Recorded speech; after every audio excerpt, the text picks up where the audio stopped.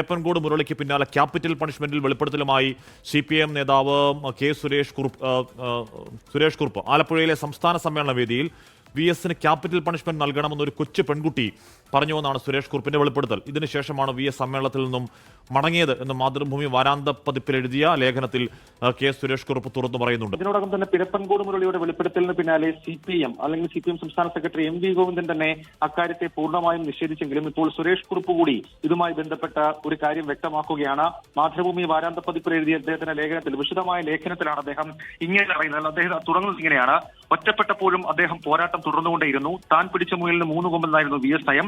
എപ്പോഴും അദ്ദേഹത്തിന്റെ കൊച്ചുമക്കളുടെ പ്രായം മാത്രമുള്ളവർ സമ്മേളനങ്ങളിൽ അദ്ദേഹത്തിനെതിരെ നിലവിട്ട ആക്ഷേപങ്ങൾ ഉന്നയിച്ചു. അങ്ങനെ തുടങ്ങി അടുത്ത ഘട്ടത്തിൽ പറയുന്നു, VSന്റെ തട്ടകമായ ആലപ്പുഴ സംസ്ഥാന സമ്മേളനത്തിൽ ഒരു കൊച്ചു പെൺകുട്ടി VSന് ക്യാപിറ്റൽ പണിഷ്മെന്റ് കൊടുക്കണമെന്ന് പറഞ്ഞു. ഈ അധിക്ഷേപം സഹിക്കാൻ പറ്റാതെ VS വേദി വിട്ട് പുറത്തേക്കിറങ്ങി, ഏകനായി, ദുഃഖിതനായി. പക്ഷെ തലകുനിക്കാതെ, ഒന്നും മിണ്ടാതെ, ആരെയും നോക്കാൻ അദ്ദേഹം സമ്മേളന സ്ഥലത്ത് നിന്നും വീട്ടിലേക്ക് പോയി.